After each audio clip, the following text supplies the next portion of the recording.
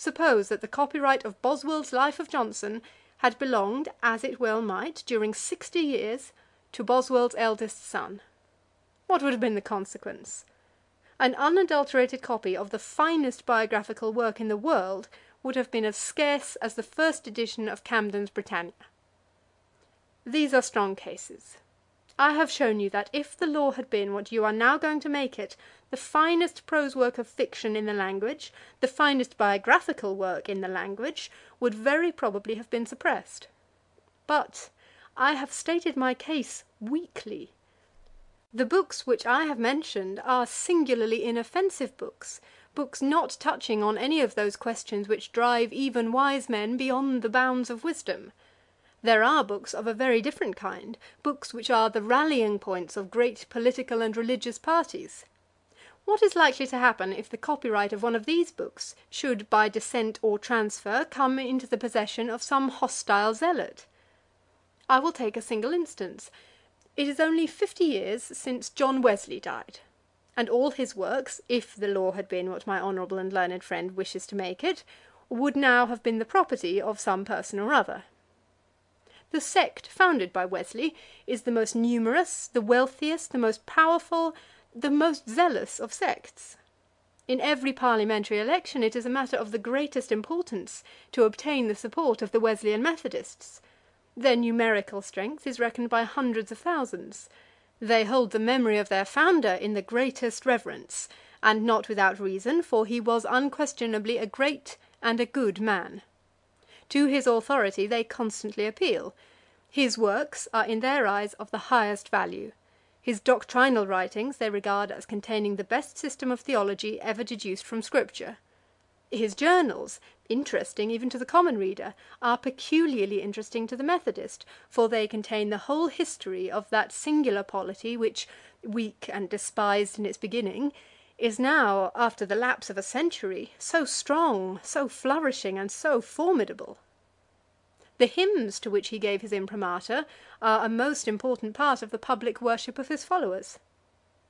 Now, suppose that the copyright of these works should belong to some person who holds the memory of Wesley and the doctrines and discipline of the Methodists in abhorrence. There are many such persons. The ecclesiastical courts are at this very time sitting on the case of a clergyman of the established church who refused Christian burial to a child baptized by a Methodist preacher. I took up the other day a work which is considered as among the most respectable organs of a large and growing party in the Church of England, and there I saw John Wesley designated as a forsworn priest. Suppose that the works of Wesley were suppressed. Why, sir, such a grievance would be enough to shake the foundations of government. Let gentlemen who are attached to the Church reflect for a moment what their feelings would be if the Book of Common Prayer were not to be reprinted for 30 or 40 years, if the price of a Book of Common Prayer were run up to 5 or 10 guineas. And then let them determine whether they will pass a law under which it is possible, under which it is probable, that so intolerable a wrong may be done to some sect consisting perhaps of 500,000 of persons. I am so sensible, sir, of the kindness with which the House has listened to me, that I will not detain you longer. I will only say this, that if the measure before us should pass, and should produce 1/10 part of the evil which it is calculated to produce, and which I fully expect it to produce, there will soon be a remedy, though of a very objectionable kind.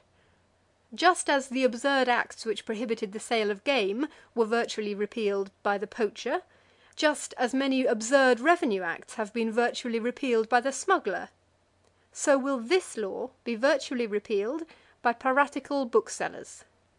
At present, the holder of copyright has the public feeling on his side. Those who invade copyright are regarded as knaves who take the bread out of the mouths of deserving men. Everybody is well pleased to see them restrained by the law and compelled to refund their ill-gotten gains. No tradesman of good repute will have anything to do with such disgraceful transactions. Pass this law, and that feeling is at an end.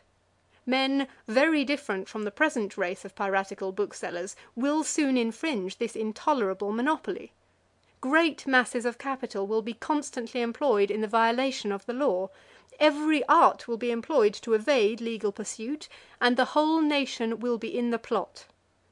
On which side, indeed, should the public sympathy be, when the question is, whether some book as popular as Robinson Crusoe or the Pilgrim's Progress shall be in every cottage, or whether it shall be confined to the libraries of the rich, for the advantage of the great-grandson of a bookseller who, 100 years before, drove a hard bargain for the copyright with the author when in great distress?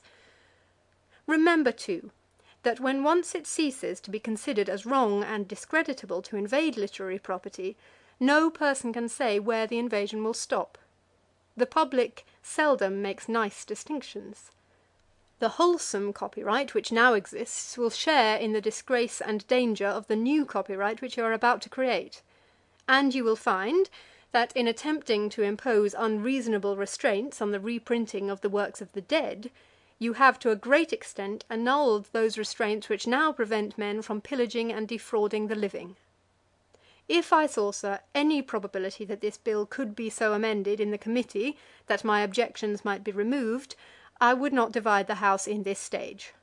But I am so fully convinced that no alteration which would not seem insupportable to my honourable and learned friend could render his measure supportable to me, that I must move, though with regret, that this bill be read a second time, this day 6 months.